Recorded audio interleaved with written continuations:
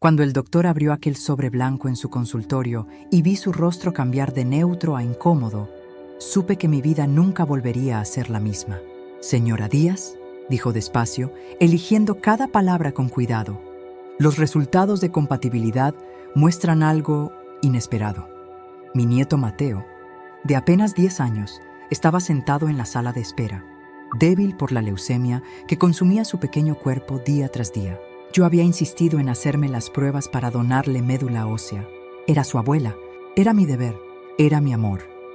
Pero lo que el doctor dijo a continuación destrozó todo lo que yo creía saber sobre mi familia. Señora, usted y el niño no comparten ningún marcador genético. Es biológicamente imposible que Mateo sea su nieto. El aire desapareció de mis pulmones. Las paredes del consultorio comenzaron a girar. Tiene que haber un error, susurré, aferrándome al borde del escritorio. Tiene que haberlo, pero no lo había. Y cuando mi hijo Sebastián se hizo la prueba de paternidad una semana después, confirmó la pesadilla. Mateo no era su hijo. Durante 10 años habíamos amado, criado y adorado a un niño que no compartía nuestra sangre. Y lo peor de todo estaba por venir. Descubrir quién era realmente el padre biológico de Mateo me rompió de una manera que jamás imaginé posible. Pero antes de continuar, asegúrate de estar suscrito al canal porque esta historia tiene giros que no podrás creer. Y déjame saber en los comentarios, ¿alguna vez descubriste un secreto que cambió todo lo que creías saber sobre tu familia? Lo que pasó después, lo que tuve que decidir entre la verdad y el amor, todavía me quita el sueño. Mi nombre es Esperanza Díaz. Tengo 64 años y durante toda mi vida creí que ese nombre era una promesa, esperanza.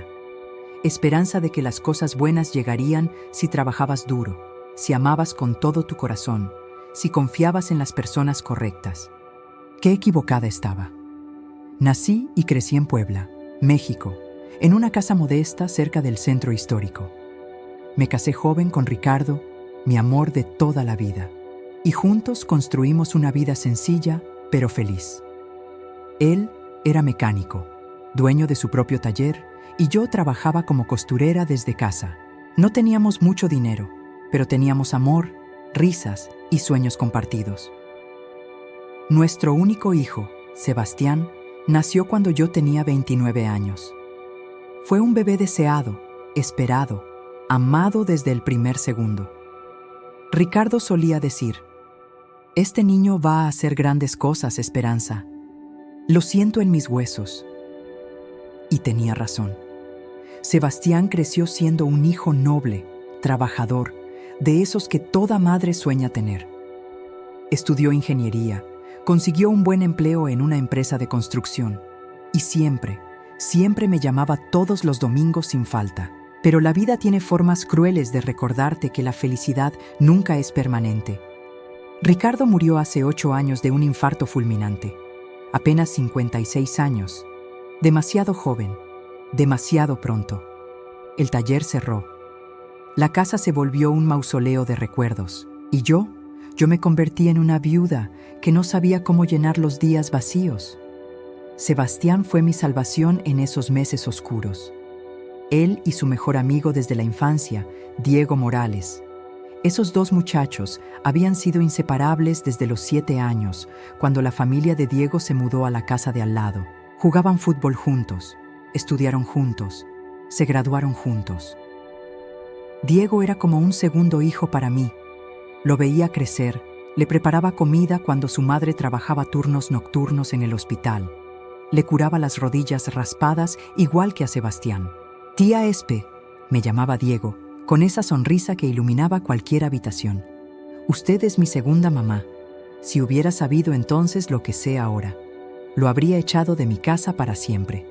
Valeria Sánchez entró en nuestras vidas hace 11 años, cuando Sebastián tenía 24 años y ella apenas 21.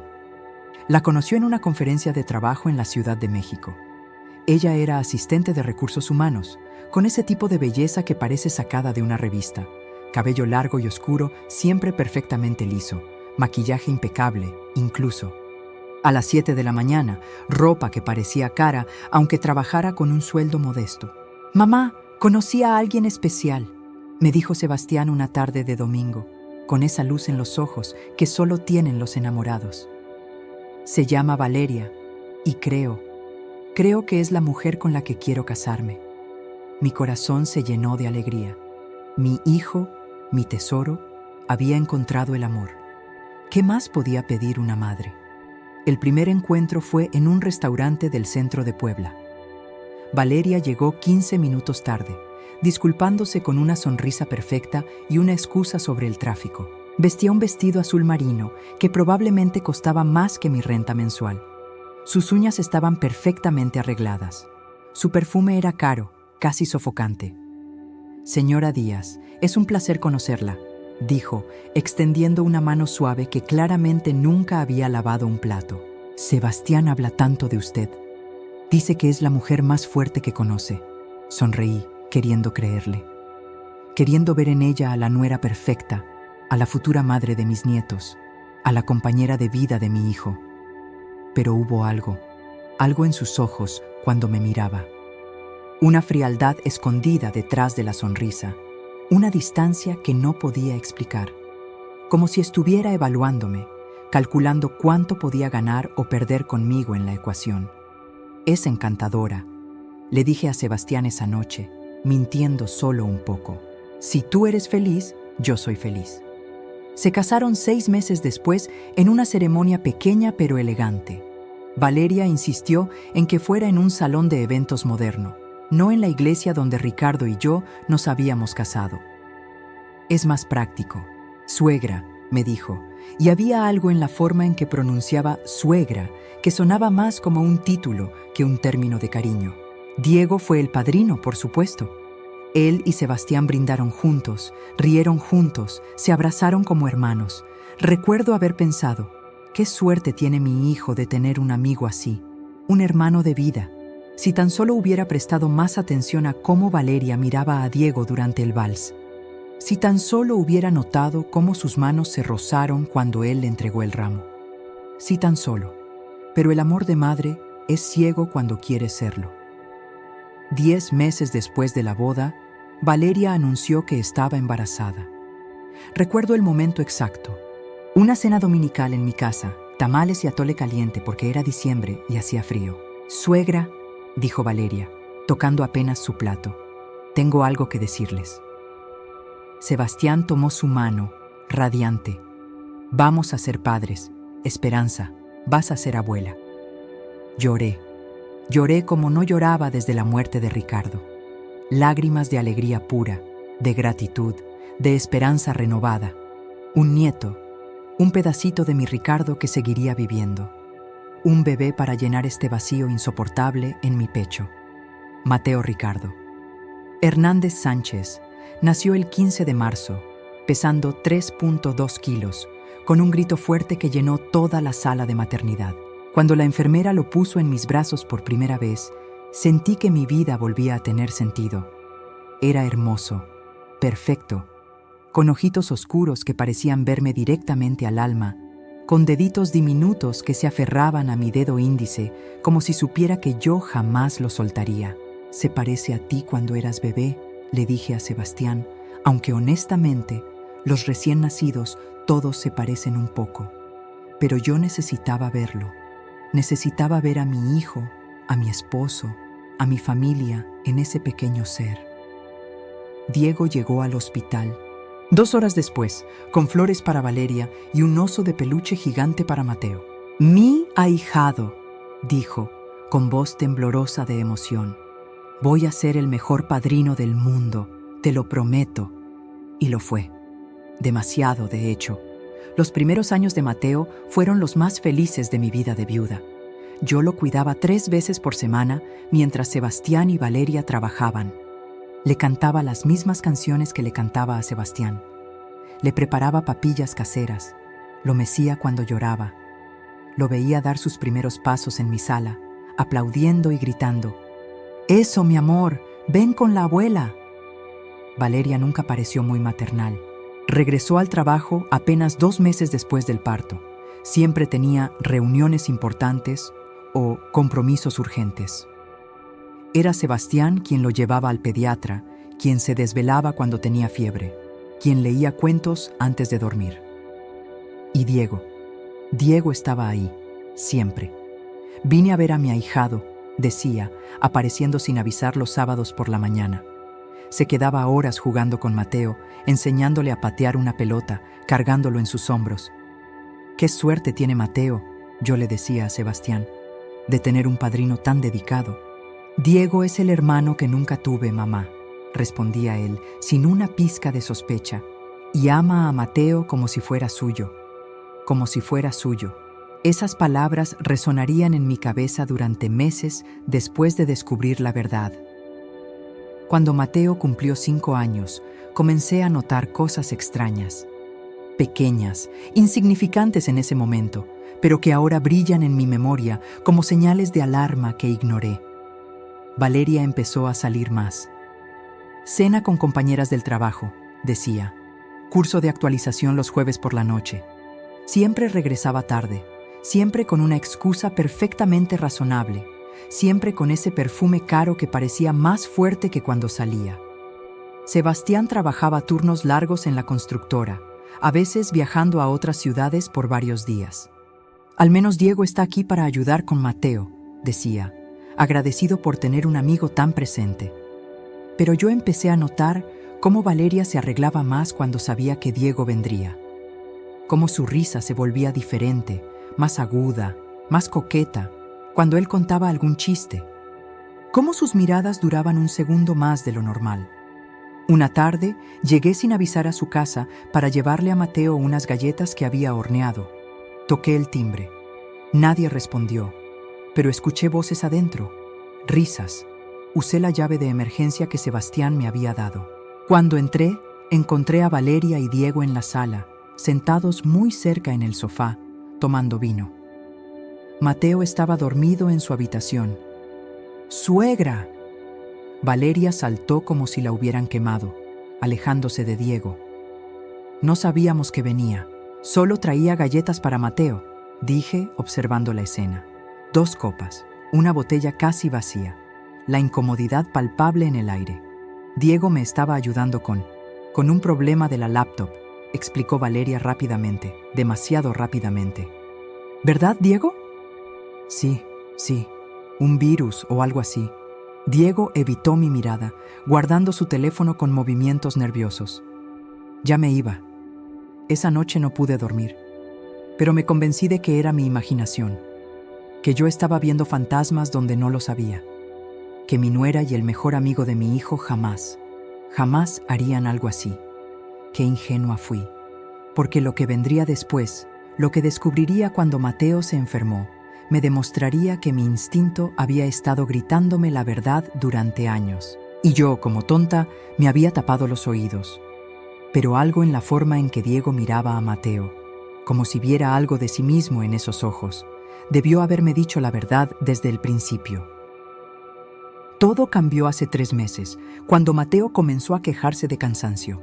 «Abuela, ya no quiero jugar», me decía, dejándose caer en el sofá con una palidez que me asustaba. Sebastián lo llevó al pediatra, pensando que era anemia o quizás gripe, pero los análisis de sangre mostraron algo mucho peor: leucemia linfoblástica aguda. El mundo se detuvo cuando el oncólogo dijo esas palabras. Mi nieto, mi Mateo, mi razón de seguir viviendo después de perder a Ricardo. Tenía cáncer y necesitaba un trasplante de médula ósea urgente para sobrevivir.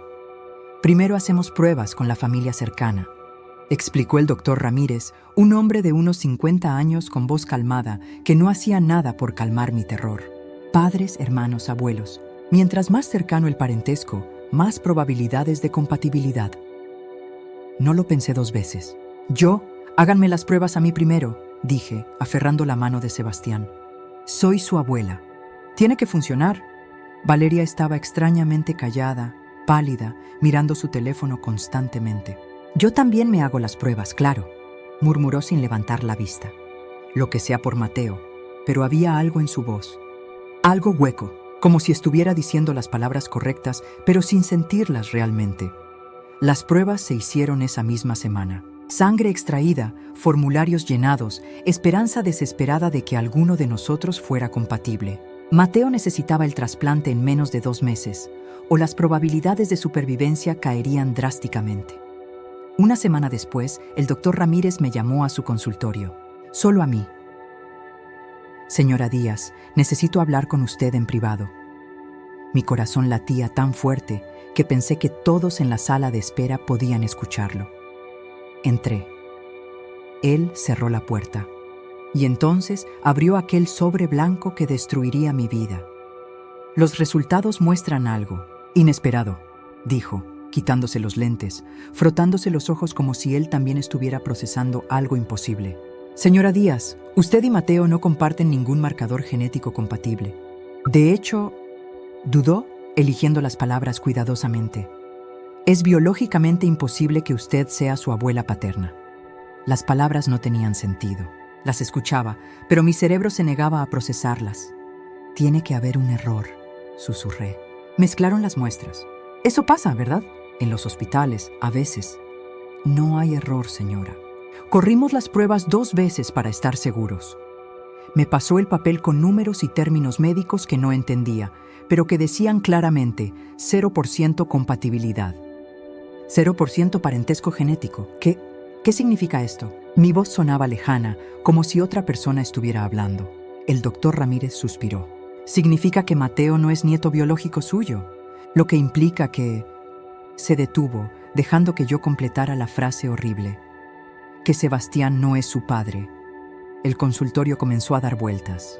Me aferré al borde del escritorio, tratando de respirar, tratando de entender cómo era posible que el niño que había mecido, que había visto crecer, que amaba más que a mi propia vida, no fuera. Necesita hablar con su hijo, dijo el doctor gentilmente. Y él necesita hacerse una prueba de paternidad. Para estar completamente seguros. Salí de ese consultorio como zombie. Mateo estaba en la sala de espera, leyendo un cómic, débil pero sonriente cuando me vio. «Abuela, ¿ya terminaste? ¿Somos compatibles?» Lo abracé tan fuerte que protestó. «Abuela, me lastimas». Pero no podía soltarlo. Porque compatible o no, biológico o no, este niño era mío. Era mío en todas las formas que importaban. ¿O no? Esa noche llamé a Sebastián a mi casa. Solo a él. Valeria dijo que tenía que quedarse con Mateo, pero yo sospechaba que sabía lo que venía, que había estado esperando este momento durante 10 años. «Mamá, ¿qué pasa? Te ves terrible», dijo Sebastián al entrar, preocupación genuina en sus ojos. Le mostré los resultados. Observé cómo su rostro pasaba de confusión a incredulidad, de incredulidad a horror, de horror a una devastación tan profunda que quise retractarme. Quise decir que era mentira. Quise protegerlo como lo hacía cuando era niño, pero ya no podía protegerlo de esto. No puede ser, tartamudeó, leyendo y releyendo el papel. Tiene que haber un error.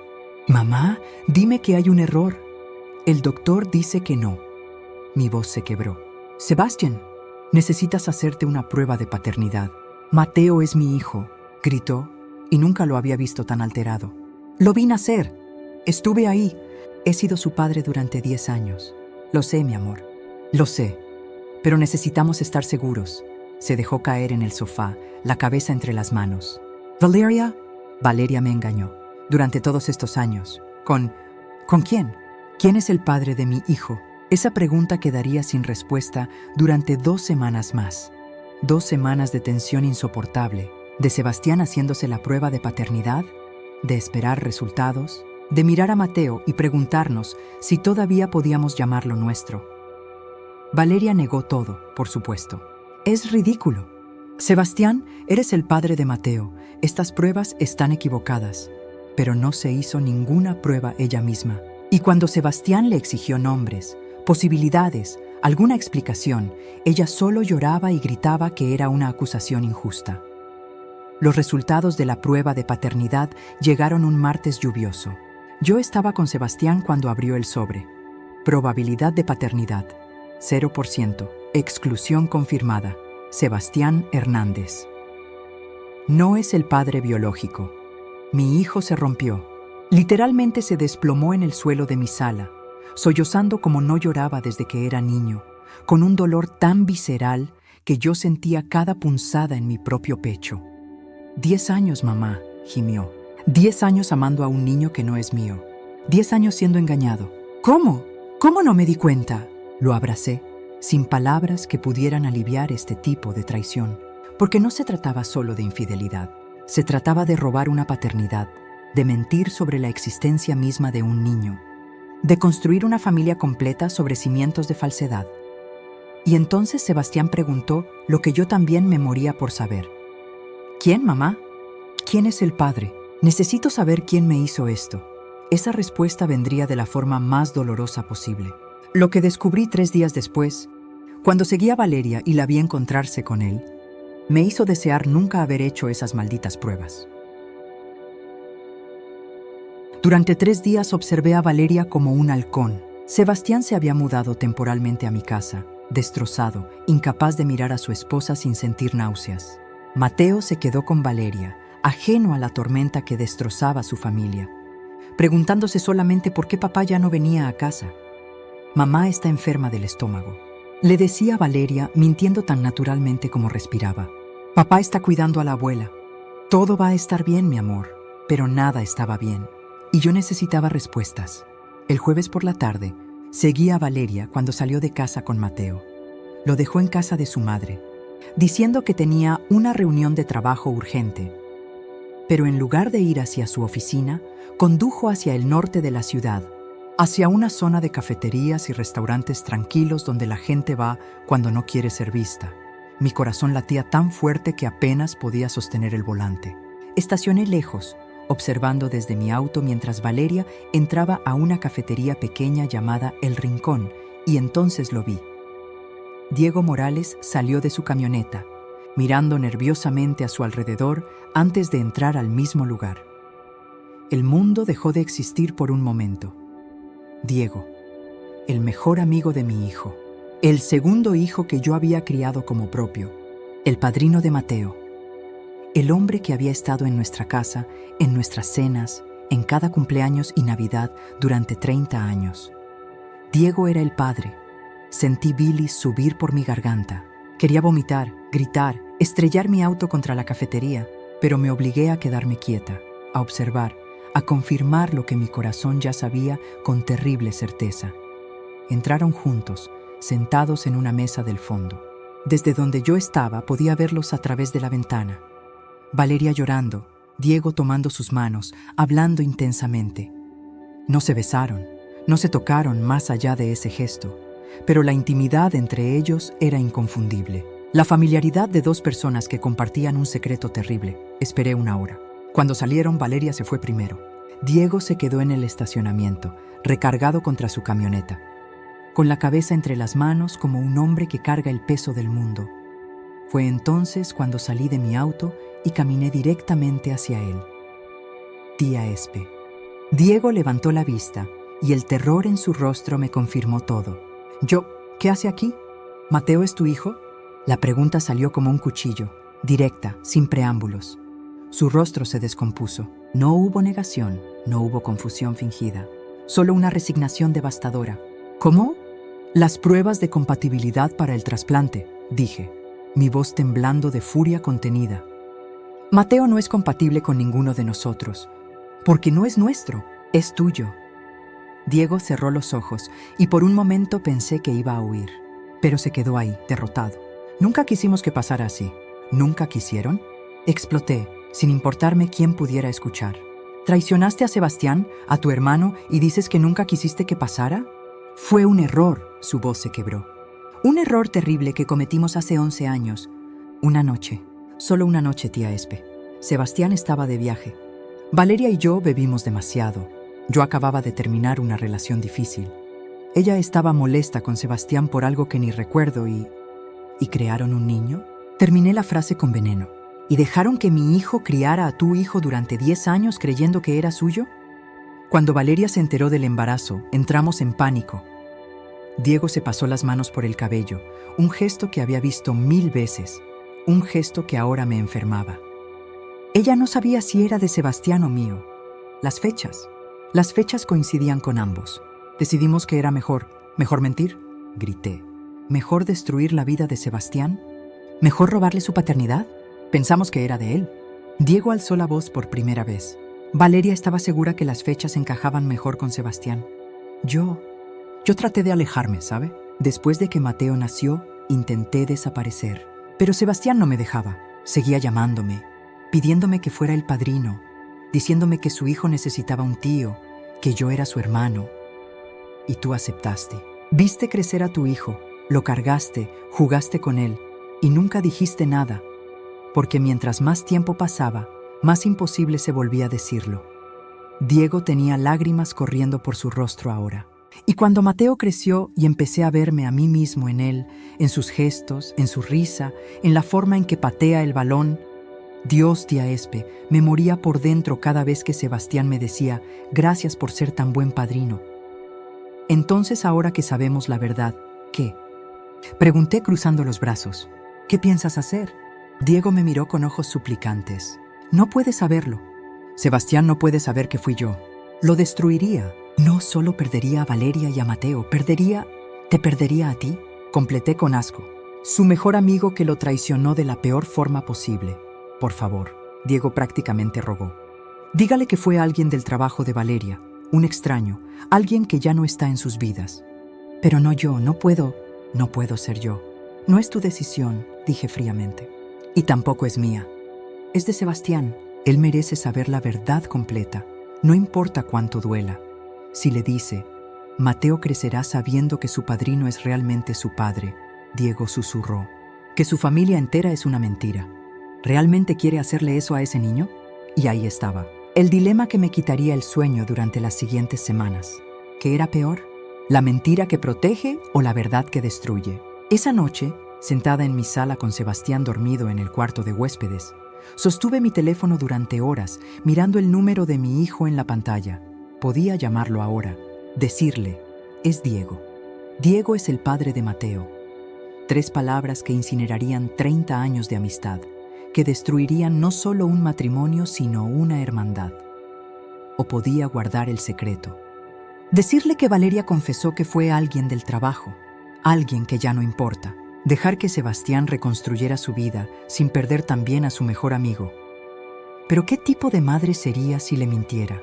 ¿Qué tipo de mujer sería si protegiera a los traidores? Pensé en Ricardo, mi esposo, y en lo que él habría hecho. La verdad siempre esperanza, solía decir. Aunque duela, especialmente cuando duele, tomé una decisión entonces, una decisión que cambiaría todo. Llamé a mi vecina, Patricia, abogada de familia que conocía desde hace 20 años. Necesito ayuda, le dije. Necesito saber los derechos de mi hijo, cómo proteger a mi nieto y cómo asegurarme de que la verdad salga sin destruir más de lo necesario. Porque si iba a revelar este secreto, lo haría de la manera correcta. Con testigos, con evidencia, con protección legal para Sebastián y Mateo, y con una justicia que Valeria y Diego nunca olvidarían. Lo que preparé para los siguientes 7 días. Sería la confrontación que nuestra familia nunca olvidaría. Organicé la reunión para el domingo siguiente, en mi casa. Una junta familiar importante sobre Mateo, le dije a Sebastián. Invité a Valeria, diciéndole que necesitábamos hablar sobre las opciones de tratamiento. Y llamé a Diego, usando la excusa de que necesitábamos su apoyo como padrino. Patricia, mi abogada, estaría presente como mediadora familiar. Lo que Valeria y Diego no sabían era que también había contratado a un investigador privado que confirmó, mediante registros telefónicos y fotografías, el patrón de encuentros secretos que habían mantenido durante años. La sala estaba tensa cuando todos llegaron. Sebastián confundido, Valeria nerviosa, arreglándose el cabello constantemente, Diego pálido, evitando mi mirada, Patricia sentada con una carpeta manila sobre sus piernas. Gracias por venir, comencé. Mi voz sorprendentemente firme. Sé que todos están preocupados por Mateo, pero antes de hablar del tratamiento, hay algo que necesita resolverse. Algo que ha estado envenenando a esta familia durante 10 años. Mamá, ¿de qué hablas? Sebastián frunció el ceño. Miré directamente a Valeria. ¿Quieres decirle tú o lo hago yo? Su rostro perdió todo color. ¿Esperanza? No sé de qué. Basta. Mi voz resonó en la sala como nunca antes. Se acabaron las mentiras. Sebastián merece saber quién es realmente el padre de Mateo. Diego se puso de pie abruptamente. Tía Espe, por favor. Y entonces Sebastián lo entendió. Vi el momento exacto en que las piezas encajaron en su mente. Sus ojos fueron de Diego a Valeria. Luego de vuelta a Diego. No, susurró. No, dime que no. Sebastián. Diego extendió una mano, pero mi hijo retrocedió como si lo hubieran quemado. ¿Tú? La voz de Sebastián se quebró en algo entre un grito y un sollozo. ¿Mi hermano? ¿Mi mejor amigo desde los 7 años? ¿Tú te acostaste con mi esposa y me dejaste criar a tu hijo? Fue un error. Valeria intentó hablar, pero Sebastián la cortó con una mirada de puro odio. ¿Un error? ¿Un error? Se volvió hacia Diego, y nunca había visto tanta traición en los ojos de alguien. ¿Cuántas veces? ¿Cuántas veces me mentiste a la cara mientras yo te decía que eras como mi hermano? ¿Cuántas veces cargaste a Mateo sabiendo que era tu hijo? Una vez. Diego tenía lágrimas corriendo por su rostro. Solo fue una vez, hace 11 años. Te juro que... ¿Y eso lo hace mejor? Sebastián avanzó hacia él, y Patricia se interpuso suavemente. Sebastián, sé que esto es devastador, dijo ella con voz profesional, pero necesitamos manejar esto legalmente, para proteger tus derechos y los de Mateo. Mateo. Sebastián se dejó caer en una silla, la realidad aplastándolo. Dios mío, Mateo, ¿cómo le digo que su padrino es su padre? ¿Cómo le explico que toda su vida ha sido una mentira?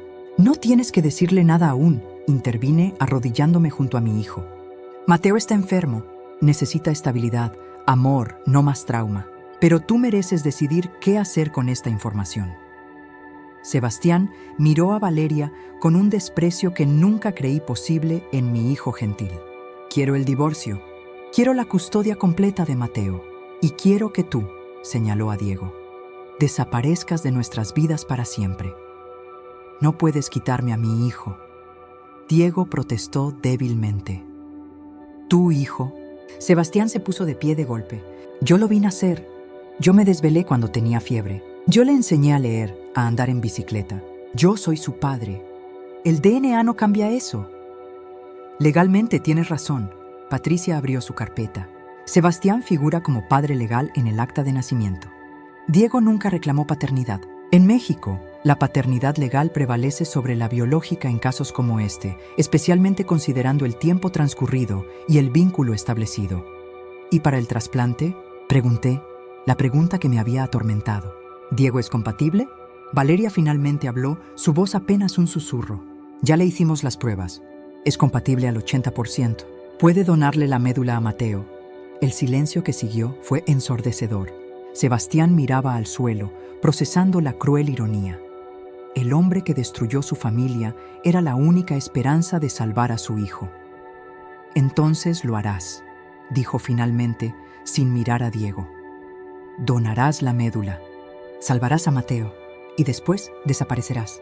No quiero volver a verte. No en cumpleaños, no en Navidades, nunca. Mi hijo tendrá un padre. Yo. Y tú serás solo el donante que salvó su vida. Diego asintió, derrotado. Lo que sea. Haré lo que sea por Mateo. Y Sebastián, lo siento. Lo siento más de lo que las palabras pueden... Vete. Sebastián interrumpió. Vete ahora antes de que haga algo de lo que me arrepienta. Diego se fue, y algo en la forma en que cerró la puerta se sintió final. 30 años de amistad, muertos en una tarde. Valeria intentó acercarse a Sebastián, pero él levantó una mano. No me toques, nunca más me toques. Mañana te enviaré los papeles del divorcio. Puedes ver a Mateo, pero bajo supervisión. Y cuando él pregunte por qué nos separamos, le diremos que simplemente no funcionó. Merece crecer sin cargar este veneno. Lo que vino después, cómo nuestra familia se reconstruyó sobre ruinas, me enseñó que el amor verdadero no está en la sangre. El trasplante se realizó 3 semanas después. Diego cumplió su palabra, donó su médula y desapareció de nuestras vidas. Mateo nunca supo quién fue el donante. Un extraño compatible del Registro Nacional, le dijimos, y él lo aceptó con la inocencia de sus 10 años. Hoy, 6 meses después, Mateo está en remisión completa. Su cabello está creciendo de nuevo. Su risa llena otra vez mi casa cada fin de semana.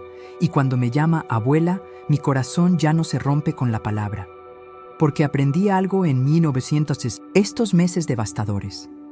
La familia no se define por la sangre que corre en tus venas, sino por el amor que corre en tu corazón. Yo no comparto DNA con Mateo, pero lo mecí cuando lloraba. Lo alimenté cuando tenía hambre. Lo amé cada día de su vida. Eso me hace su abuela más que cualquier prueba de laboratorio. Sebastián está reconstruyendo su vida, lentamente. El divorcio se finalizó el mes pasado. Valeria tiene visitas supervisadas y Mateo aún cree que papá y mamá simplemente no pudieron seguir juntos. Algún día, cuando sea mayor, tal vez le contemos la verdad. O tal vez algunos secretos se lleven a la tumba para proteger a quienes más amamos. Diego se mudó a Monterrey. Escuché que se casó, que está intentando empezar de nuevo. Espero que el peso de lo que hizo le permita dormir por las noches, aunque lo dudo. Y yo sigo siendo la abuela de Mateo, porque el amor verdadero no necesita un certificado de DNA para ser real. Si alguna vez descubriste un secreto que destruyó todo lo que creías saber, déjamelo en los comentarios. Y recuerda, suscríbete al canal porque cada semana traigo historias reales que te recordarán que no estás sola en tus batallas.